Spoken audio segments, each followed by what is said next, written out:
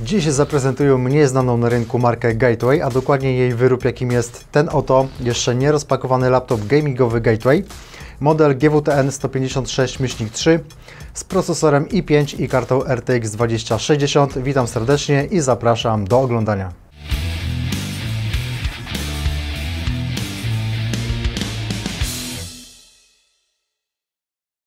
Przejdę teraz do wypakowania tego sprzętu, jakim jest ten laptop, który jest przede mną jeszcze fabrycznie zapakowany. Za chwilę go otworzę, zobaczymy, co jest w środku, także ja już mam przygotowany nożyk i zabieram się za jego rozpakowanie, tylko muszę sprawdzić, gdzie są naklejki fabryczne. Tu jest jedna naklejka fabryczna.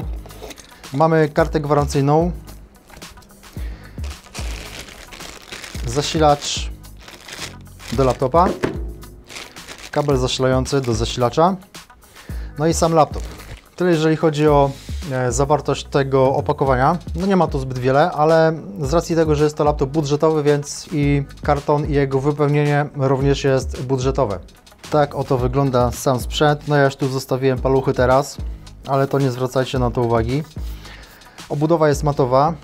Czuję z dotyku, że jest raczej metalowa. Tak samo jak raczej metalowa jest górna obudowa, czyli ten palm rest.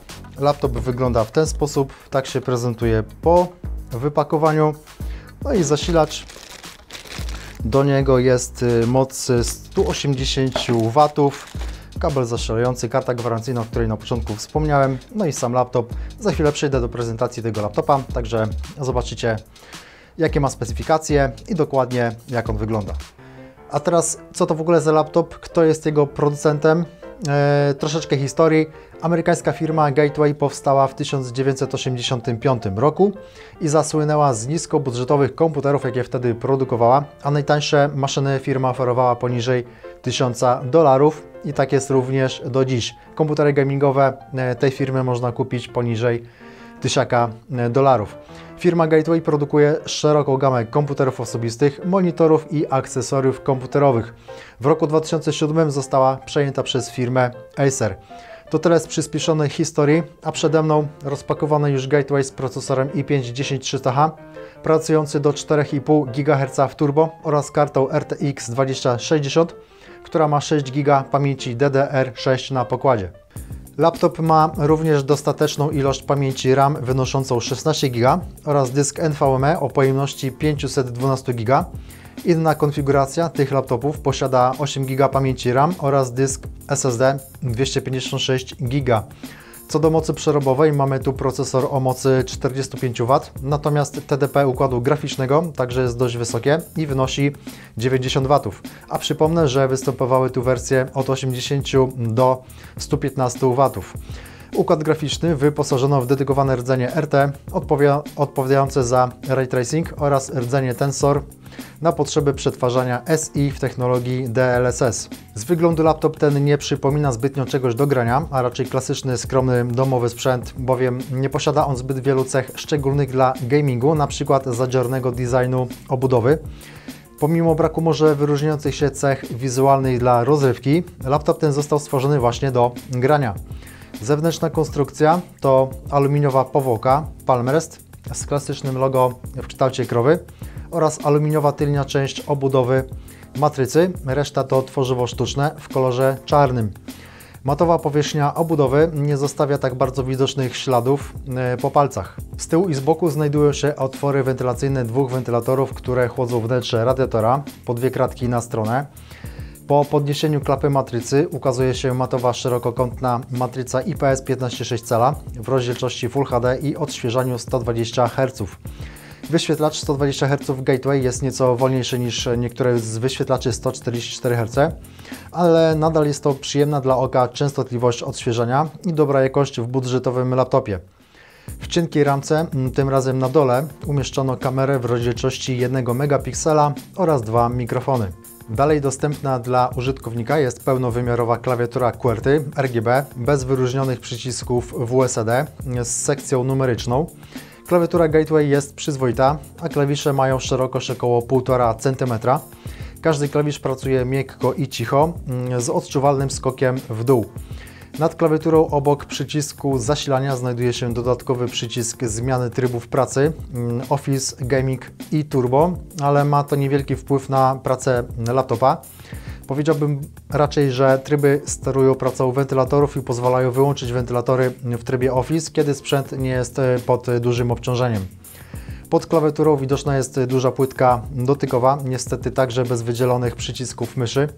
Z prawej strony obudowy dostępne mamy dwa porty USB oraz czytnik kart pamięci. Od lewej gniazdo Kensington, port, gniazdo RJ45, USB oraz dwa gniazda audio. Z tyłu producent umieścił dwa porty mini display, pełnowymiarowe HDMI 2.0, USB-C oraz gniazdo zasilacza 180 W. Zamontowana bateria ma pojemność niecałych 47 Wh. Głośniki zostały zamontowane przy przednich dwóch krawędziach laptopa, dzięki czemu dźwięk jest dobrze słyszalny i zapewnia dobrą separację. Jakość dźwięku jest przyzwoita, pomimo że głośniki grały trochę płasko, za to z wystarczającą głośnością pomiędzy 75 a 80 dB na maksymalnej mocy. Wszystkimi podzespołami zarządza system operacyjny Windows 10 z możliwością jak zwykle upgrade'u do Windowsa 11. Waga laptopa to nieco ponad 2 kg, szerokość 36 cm, głębokość 24,5 cm, wysokość nieco ponad 26 mm. Testy wydajności wykonałem w 5 grach w rozdzielczości 1080p, jedna z nich to gra e-sportowa. Zacznę od mojej ulubionej gry Cyberpunk 2077, którą zresztą szczerze polecam wszystkim miłośnikom tego gatunku. Test przeprowadziłem w dwóch trybach, średni i ultra. Na średnich ustawieniach z włączoną funkcją DLSS. Gra chodzi bardzo płynnie, nie odczułem niepożądanych skoków lub przycinek. Jeśli natomiast chcielibyście pograć na ultra z włączonym ray tracingiem, to również śmiało, bo wydajność w grze nie spada poniżej 60 klatek. Warto pamiętać, aby włączyć funkcję DLSS, bo bez niej na ray tracingu uzyskamy gorszą wydajność. Pomimo zalecanych przez twórcę gry Far Cry 6 karty graficznej RTX 2070, na tym laptopie gra bardzo dobrze działa. Na średnich ustawieniach pozwala grać na 80 klatkach, a przejście w tej grze na ustawienia wysokie pozbawi nas jedynie kilku klatek wydajności. Ci, co chcą uzyskać lepsze efekty wizualne, mogą spokojnie pobawić się z ustawieniami wyższymi. W każdym przypadku gra chodzi płynnie.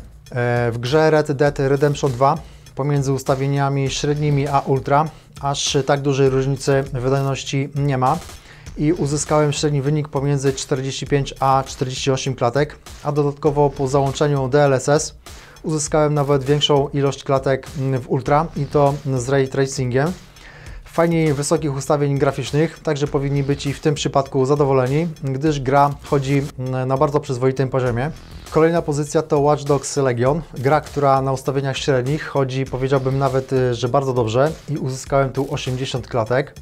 Dobrze sobie radzi gra na tym sprzęcie również z ustawieniami ultra, 68 klatek bez ray tracingu i 55 klatek z włączonym ray tracingiem i funkcją DLSS w obu tych przypadkach.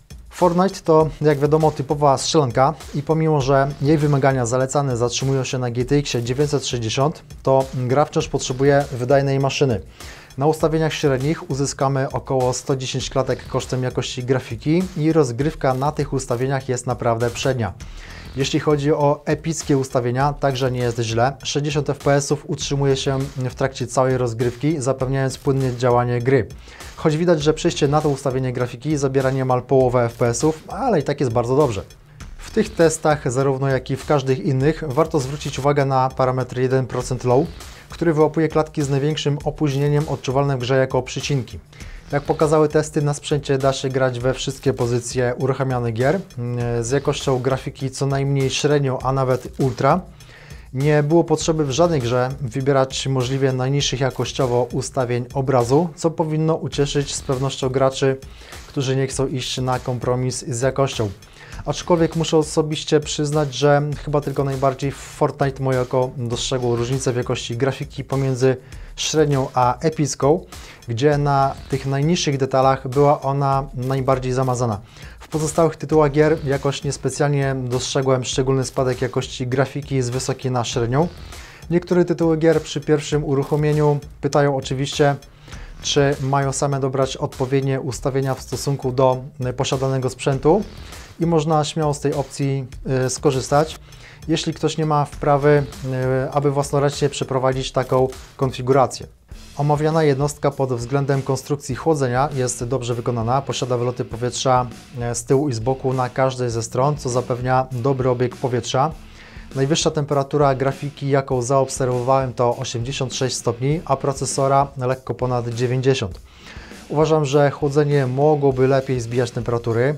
Od dołu w kadłubie wycięte są kratki wentylacyjne, a więc podczas gry można zastosować podstawkę chłodzącą, która powinna zbić temperatury o kilka stopni. Trzeba pamiętać, że jeżeli laptop od nowości uzyskuje tak wysokie temperatury, to trzeba pamiętać o jego regularnym czyszczeniu, jeśli chcemy uniknąć problemów z przegrzewaniem.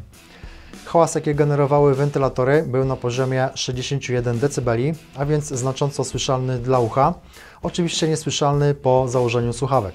Link do laptopa macie w opisie filmu. Jeśli macie sugestie do mnie dotyczące tego materiału, piszcie śmiało w komentarzach. Ja Wam dziękuję za obejrzenie filmu. Do zobaczenia. Trzymajcie się. Cześć.